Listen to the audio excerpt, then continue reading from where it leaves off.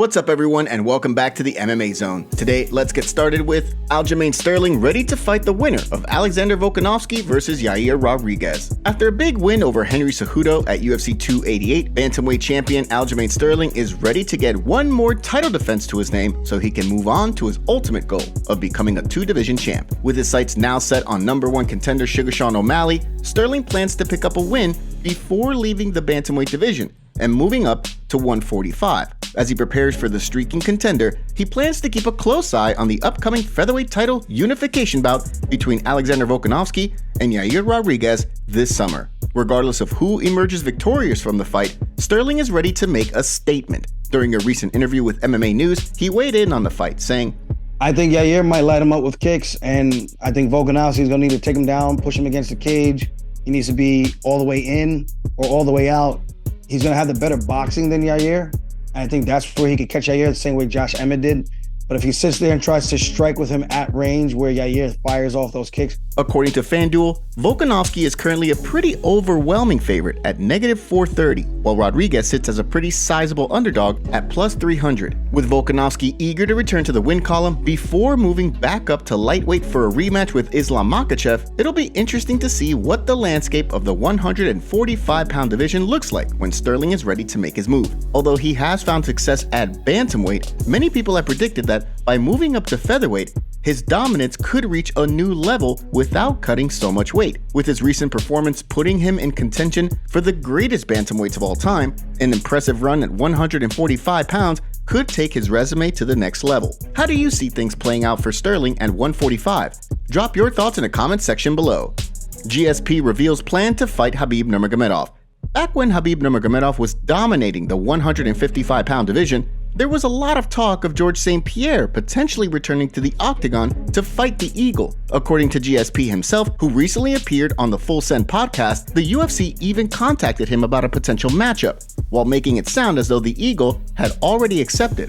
As the Hall of Famer recalled during the podcast appearance, he was even considering the potential fight. When he was contacted by the UFC, he left the door open with a plan to wait and see how things played out in the Eagles' UFC 254 clash against Justin Gaethje. Everybody told me, even in his entourage, they say, be ready because he's going to call you out. So I thought, I was like, okay, I'm coming out of retirement. I had butterfly. I was like, when I thought I was done, they pulled me right back in, like the famous line, like Al Pacino, I think he says in the movie. So I was like, okay. And then he won, he took his mic and he retired. Yeah. Nobody saw that coming, even his own people. After Nurmagomedov's retirement, GSP closed the book on a return, cementing the fight as one of the biggest what-ifs in UFC history. Had this fight happened, who do you think would have won? Drop your thoughts in the comment section down below.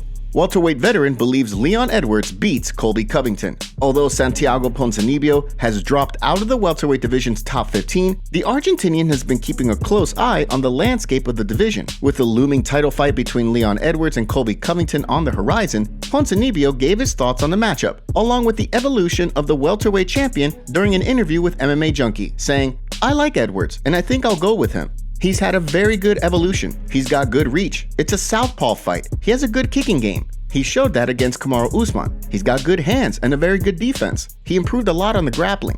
I see him very complete, and I pick him to be the favorite.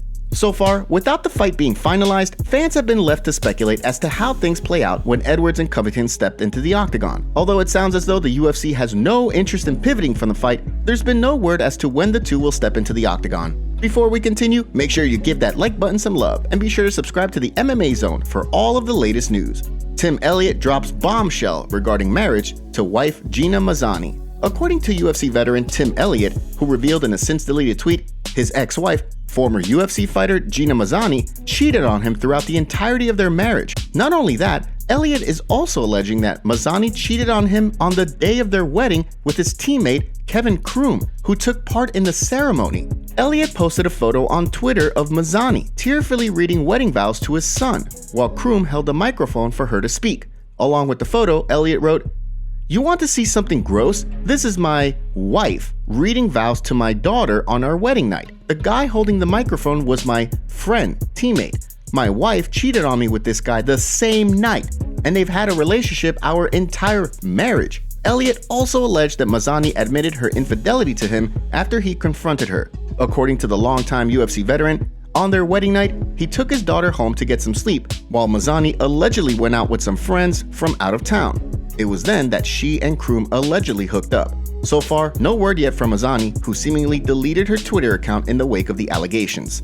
Paul Craig set for move to middleweight at UFC London. As the UFC looks to round out this summer's UFC London card, Scottish grappler Paul Craig has officially found himself a dance partner for his move to middleweight. On July 22nd, Craig will return to the octagon at 185 pounds to compete against Andre Muniz, a jiu-jitsu ace who recently had a 9-fight win streak snapped by Brendan Allen. Prior to the loss, Muniz had gone on a 5-fight winning streak since earning his UFC contract on Dana White's Contender Series. As an accomplished grappler himself, he will create quite the stylistic matchup for Craig, who looks to bounce back from a 2-fight skid that recently saw him TKO'd by Johnny Walker back in January. With his latest skid, the Bear Jew seems hopeful that a drop to 185 will help him return to the win column. The event will be headlined by the highly anticipated return of Tom Aspinall, who has been absent from the octagon since his horrific injury sustained against Curtis Blades last year.